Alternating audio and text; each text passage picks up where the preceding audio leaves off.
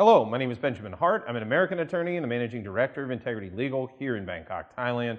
As the title of this video suggests, we're comparing Thai immigration protocols associated with entering Thailand with the protocols associated with entering Vietnam.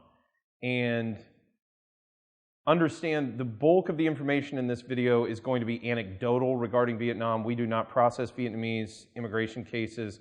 We primarily deal with Thai and American immigration. But a contact of ours was recently discussing, contact of the firms was recently discussing their process of dealing with the Vietnamese immigration system. And in the past few weeks, especially in the media, Vietnam is being touted along with Cambodia as being like very easy to get into. They're just reopening. It's no problem to go there. And I've been kind of wondering if that's really the case, but haven't really followed up on it in detail. And then this information kind of fell on me, and this person was telling us about them going through the process of getting their Vietnamese visa, and they went over, they got their visa, and they were told, oh, you don't need a PCR test, you don't need to deal with testing until you arrive in Vietnam. Well, then they come back and say, well, the visa's issued, but we're not going to give it to you until you get us one of these tests, certifying one of these tests.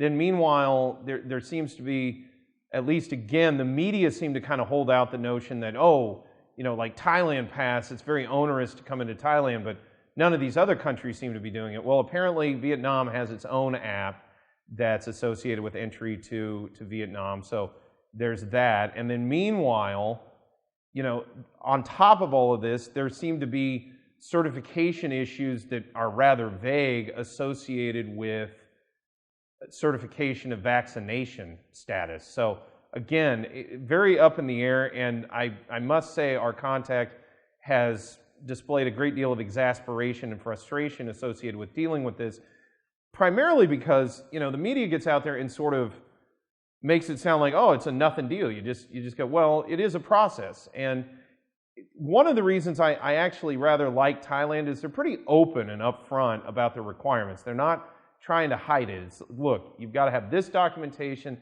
Thailand pass, you got to go through these protocols in order to enter Thailand. Now, I don't agree necessarily that we need to be doing this, but I do like the fact that Thailand is very upfront about it. It's not, there's no sort of vagueness. You're aware that you've got to deal with all of these issues. Now, I'm not saying there aren't problems in processing and people don't have their issues when they're coming into Thailand. Believe me, I've read the correspondence we get, and people have all sorts of legal difficulties navigating their entry to the kingdom.